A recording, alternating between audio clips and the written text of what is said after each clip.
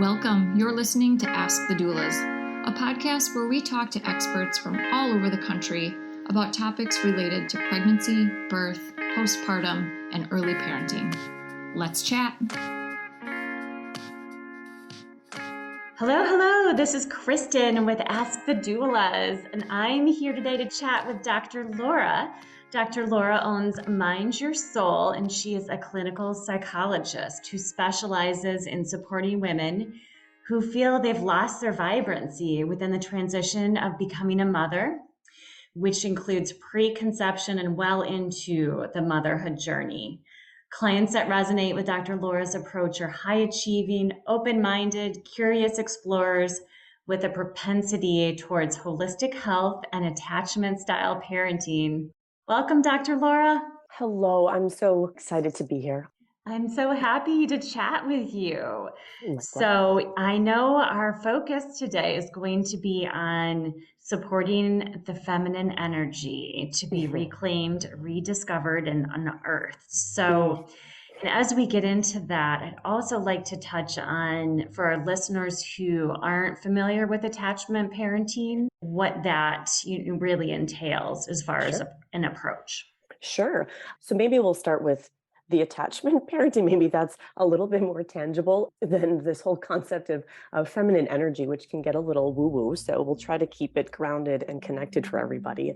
So what I mean by attachment-based perspective is really these concepts, that we come in as human beings, and we have these two kind of opposing forces. One is that we really need to attach, right? Like, we're not going to survive if we don't attach to another. We're not actually physically equipped to do so. And the other part is this really drive to be autonomous. And so this idea comes from the Canadian physician Gabor Mate. And so I've kind of taken that and expanded it a little bit, or really brought it into my own perspective, is what I mean. And so, I think the obvious of needing to be cared for when we're an infant is, pretty obvious. This other part of needing to have autonomy, we all have basic needs. And so that's really where the autonomy comes in, meaning, this need to express ourselves, to feel like we, that we matter, that we feel like we belong really unconditionally. And I know that can be a very loaded word, unconditional, but really that we truly, like, within our tribe, and that's not only meant for the immediate family nucleus, but kind of that radiating out, that we belong without any conditions. We don't have to be a certain way or do a certain thing or perform in a way, right, to be good girls or good little boys or any of those things.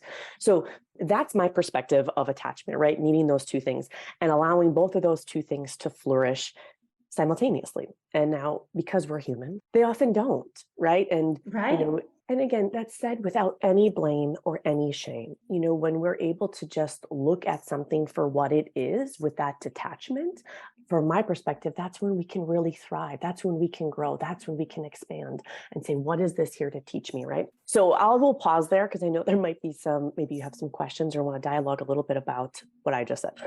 Yeah, I love your definition. So most people define attachment parenting is basically a crunchy mom who, wears her babies and never, feeds them immediately when they cry and doesn't follow any schedule. So I love your definition. Yeah. And to me, I think this actually weaves really well into like feminine energy, right? Which isn't only reserved for female anatomy persons, but in this concept.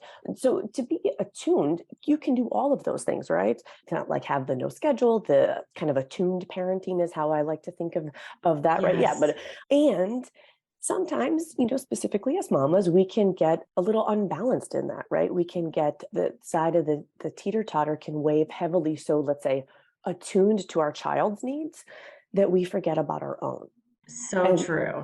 Right. And so, depletion begins. And absolutely. Right. And that's when, that joy, that spark, and then, it can over time kind of grow into like this depression or resentment or shaming, right? Like, I'm not doing enough, or it can manifest in a lot of other things other than feeling really radiant in how you're showing up as a person, right?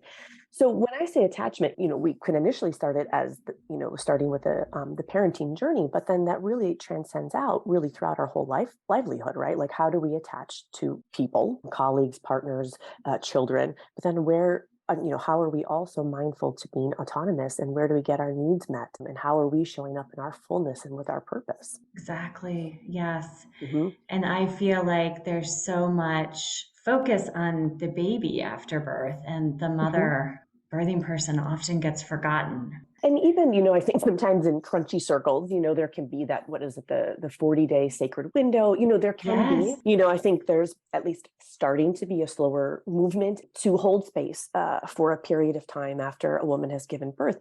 And yet, this is why I love in your intro of me where you said like really motherhood throughout the journey, because the hard stuff doesn't just stop after 40, like day 41. You're like, oh, great, exactly. I'm so great now.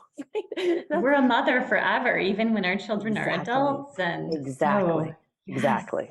yeah, that is beautiful. And certainly, yes, mothering the mother and understanding a lot of the traditional cultures that do care for the mother while helping care for the baby and feed the Mhm. mother, and the importance of nutrition, and again avoiding that depletion and the isolation that a lot of new moms Absolutely. feel. Absolutely. And for the larger part, this is more of a cultural or like specific to United or Westernized societies, right? Is we've moved so far away from the concept of village. Yes, And so, what you just mentioned, like where more indigenous tribes would make sure that the mom wasn't depleted, but also then somebody else was stepping in and taking care of new moms. So, literally the mom, but also the baby, right? So you had this built-in support network. And often, we have to create that ourselves because it's not, let's say, innately in our surroundings anymore. exactly. So when you get into working with clients on reclaiming that feminine energy, Mhm. is it a bit about the differences between genders and how we respond as parents, or can you define more of what that process to work with you would be like? Sure. And of course, my first snippet is going to be, of course, it's going to be unique, right? Because we're all unique. But Right. right. So my presence though, or my perception is we all kind of come in and, aside from those kind of basic needs, we all have them. But we also want to be like really seen and really heard, right? Of Regardless, course. man, woman, any and identifying anything as else. But so that's really where I like to meet people at is like, where are you? Because by the time you've reached me, you've identified something isn't working, right? Like there's some sort of tension. And that's usually when we, go to any kind of doctor or a dentist, right? Like there seems to be a problem. And Right. I really want to like take away that talking to any kind of mental health professional indicates that there's a problem. I would say long before that, if anything, there's already an imbalance, generally speaking, in our society. And so, when you use any kind of counseling services or therapeutic services, my perspective is like that's just good hygiene, like that's, go to yoga or go to the gym or any of those, like our diet, right? So it's all Get of those your things. oil changed? Totally. Exactly, right? So that's where I like to meet them. And then, it's like really holding space for, okay, like what is needing to be seen? And it can be a rather, I don't want to say slow like that, like in the concept of time, but it's an unfolding process, right? Because sometimes, for some moms, by the time or people, really just any people, not even mothers, by the time they see me, they're so ready to like put down the heavy karmic backpack that they're carrying. It just kind of like, it's like the dam is broken and here we go. For others, it's like a soft unlayering of like, what's in there? How did that get in there? Oh, I didn't even know that was in there. So part of it, it's that unpacking and going moment by moment to what's arising and then holding space and then coming Yes. back. I mean, it's quite frankly, it mirrors the birth process. Yeah, it does mirror the work of doulas. Again, you're Right. talking about holding space, being open, allowing them to really identify, their own individual goals and journey, and just supporting that without judgment. And it sounds like that is Absolutely. a lot of your process. Absolutely. And obviously, I think it's just like me, like if I talk to you, you can see holes that I can't see in myself, right? That's kind of, but sometimes I can see them. Maybe I just needed a mirror to look, right? Like, Yes, um, totally. right. So it's not about like somebody being right but it is, just exactly like you said in your work as a doula or doula work period, is holding space and like what is, in that attuned listening, like what is asking to be seen and heard right now. Exactly. So, how did you get into this work, Dr. Laura? Was it your own motherhood journey? I mean, there's so many Right. paths you can take as a clinical psychologist. Yes, I am the birth mama of two littles, and I'm a bonus parent to two adult kiddos. So, but before either of those situations happened, it was really obvious to me that like my mom needed some support and didn't feel like she had it, could ask for it, could get it. So I think it was really this. I always say that I became a psychologist because that's my person. It just happens to be that title. Right. um, I'm so inquisitive and just curious of how things unfold in that way. And so that's, kind of my own upbringing, like just seeing that women need more care and support. Exactly. And it wasn't anything that my mom did or didn't do, but just realizing how society, generally speaking, again, kind of treated women or maybe dismissed them or didn't hold emotions or, you were just supposed to get over it or, not being able to be angry. So that has, so from an early age, that's just covered or colored my direction of where I wanted to go. And then I've worked with a lot of kiddos. And again, that really highlighted for me just kind of some disconnections between the imbalance really between like what we give to our kids and what we don't give to ourselves. And it's usually the mothers, again, not always. And then it's just kind of unfolded in lots of different ways. Right. Yes. Beautiful. Hey, Alyssa here. I'm just popping in to tell you about our course called Becoming. Becoming a Mother is your guide to a confident pregnancy and birth, all in a convenient 6-week online program. From birth plans to sleep training and everything in between, you'll gain the confidence and skills you need for a smooth transition to motherhood. You'll get live coaching calls with Kristin and myself, a bunch of expert videos, including chiropractic care, pelvic floor physical therapy, mental health experts, breastfeeding, and much more. You'll also get a private Facebook community with other mothers going through this at the same time as you to offer support and encouragement when you need it most. And then, of course, you'll also have direct email access to me and Kristin, in addition to the live coaching calls. If you'd like to learn more about the course, you can email us at info@goldcoastdoulas.com or check it out at thebecomingcourse.com. We'd love to see you there. So you are also an author and speaker. Yes. Birthed a book into the world. I did. And talk about, I am also a Virgo. And what I realized about myself or through the book writing, so I was self-published and it's called You're the Most Perfectly Perfect You, Reclaiming Self-Love. And it's intended to just be kind of a short little book, but it's really just intended to like hold some space and some love, right? It's like this juicy little Yes. love bomb to you.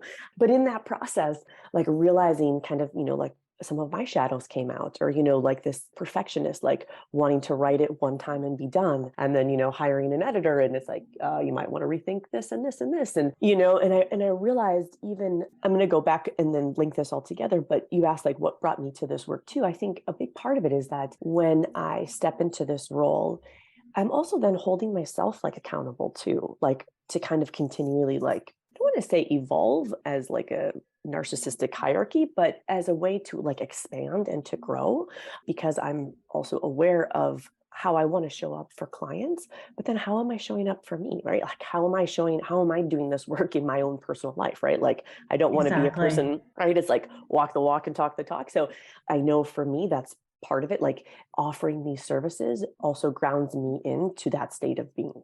So yeah, I saw that come full circle in writing the book and how I would want to just give my power away, right? Like, okay, editor, you tell me what to write, as opposed to it to be like a collaborative back and forth of what am I trying to express here and what is the best like grammatical way for it to unfold.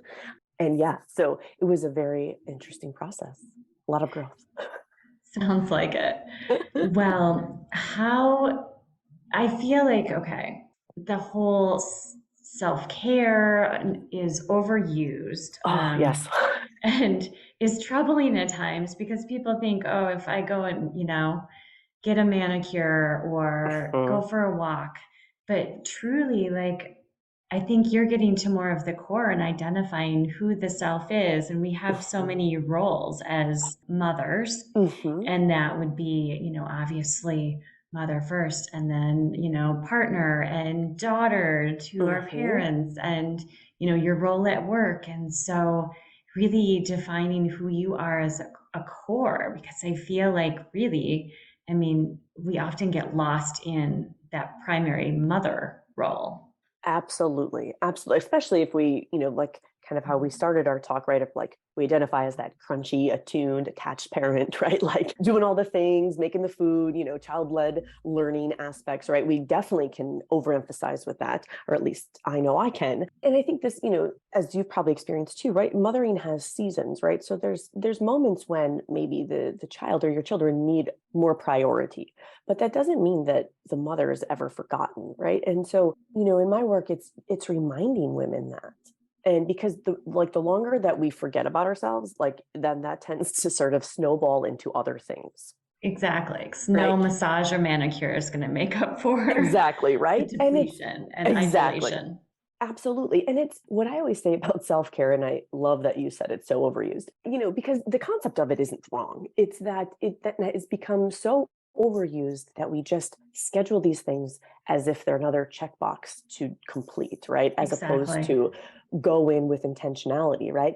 So it's not about eliminating the manicure or the bubble bath or massage or whatever it is that we're doing, but bring attention, like, why am I doing this? Right. So the manicure is because you want to go and like have some chit chat with somebody else and just like not think so hard about when your baby's going to next feed. Like, cool. Then just be really mindful that that is a little break for you to also reconnect and like connect with another adult, if that's what it is for you, right? And maybe it's like you feel really pretty and empowered when you have your nails done. Sorry that I'm stuck on manicures.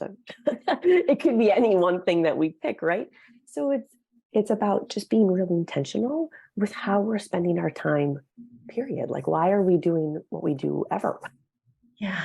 And then how does as you get into, again, that self care, but really getting into conscious parenting and Mm-hmm, partnering and mm-hmm, involving the partner in mm-hmm, this journey to reclaiming and supporting feminine energy? Because I know in your definition, again, you had mentioned it's not gender related, mm-hmm. but how is their involvement in this Yeah. process? Yeah. So again, like if you think of like, or how I perceive things, right? It's like the yin and yang, right? The whiteness and the darkness, but together that like is the sort of like completeness. Now, to all any kind of single parenting people out there, that's not to say that you need a partner to make So yourself true. complete.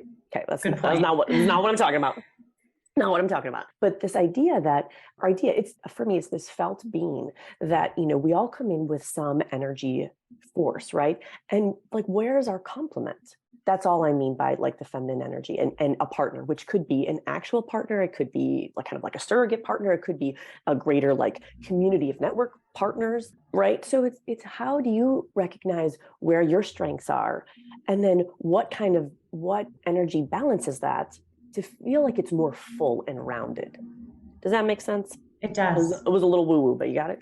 I got it. Yeah, that's very helpful. Obviously, again, you mentioned, the birthing persons without a partner and really, asking for support. So I know that can be tricky to navigate, or if their partner travels and Mhm. is gone and they're feeling isolated. I'm sure this is a big topic for your clients about, communicating their individual needs and having hesitation in asking for help, because I think in our society we're expected to be superwoman. Absolutely, right? Bounce back and just good to go, or take your 40 days and you're fine, right? So obviously, we're kind of combating, let's say, cultural expectations or cultural norms that are, I say norms, but they're norms because that's what happens. It doesn't mean that they're self-sustaining, right? So yeah, it is about knowing what your needs are and how to communicate what you need. Because we can get really good at like, kind of blaming, right? Like, oh, you're gone all the time and you don't even know what I need, right? Right. But and then it's like then the other person, what do you do? You also it is like a guilt trip, right? So now you just made the other person feel bad for leaving because that's just the way that they're sustaining your family at the moment or whatever. So, Exactly. part of it is accepting what is and then, really advocating for what you need. Now, sometimes we're going to get that right when we can get even clear and say like, I need help. And then it's a collaborative effort to, I don't know, find some maybe live in help, or you get into like a group around the corner that you feel that you have help. And sometimes it's not possible, right? Sometimes it's like, oh, I can't afford that. I live in a rural area. That's not going to happen. Or I'm just, I don't even have the energy to search for this, right? Sure. So sometimes, again, it's about asking or identifying your needs without the expectation that they're going to be met like in a way that you think that they're going to get met, right? This goes back to my concept of being seen and heard. A lot of times, mothers or women, feminine embodiments, they just need to know that they're heard. Yes. Right? Like, so maybe, maybe we it's don't need to have things fixed. We just want to be heard. Yeah. And that is also goes back to the communication, because the masculine energy is all about problem solving. It's all about like, gripping into the now and how do I make this work, which is a beautiful energy and it's so needed. And sometimes that's where the miscommunication of the feminine, you're saying, oh, you're gone all the time for work. And then it's the problem solving of like fixing it. But really it's just saying like, I miss this, right? Like I really wanted to parent more with you, or I feel like you're missing, right? So you see how those are two different things of what you're asking for. Yes, completely different. And asking to have your needs met in a different way, they're able to understand like, hey, wouldn't it be nice if we spent some time when baby's resting? Exactly. Yes. Exactly. So a lot of it is the communication, but it's kind of this spider web untangling of what it is we even mean. Right. What is it that There's we're so really many layers. So many layers. And, specifically for women, we've been really taught to sort of be, again, this is generally sweeping stereotypical in Western society, right? Is like to be people pleasers and to not really rock the boat. So I know what I'm saying sounds really easy, but it's often incredibly hard to ask directly for what we need, because for some of us, to some degree, we've been so far removed from even knowing what it is that we really need that, we can't effectively communicate in that way. Yes, so true. So what are your top tips when you are, again, in the thick of it and feeling overwhelmed, to bring that joy and wonder into those early parenting days? Right. So part of it, or how I view it, is always coming back to breath. So like when we've gotten onto the hamster wheel and we eventually stop it and we realize that it's spiraled a little bit we've spiraled out of control.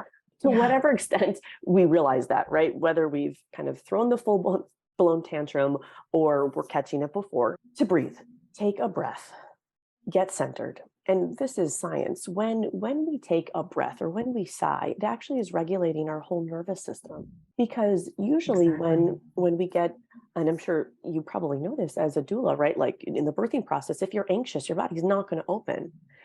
So it's the same when we feel, right? It's just not, or it's going to be harder to. I mean, the baby's coming either way, but right. So same with kind of big emotions. When we're feeling overwhelmed or anxious or whatever it is that we're feeling, that's not joy, that's not open and relaxed, breathe. Because somehow we've given our nervous system the signals that we're unsafe. And so everything gets tight. And so everything is already like ready to conserve, either to fight or flight, or, fight or run, to flee, or it's going to shut down.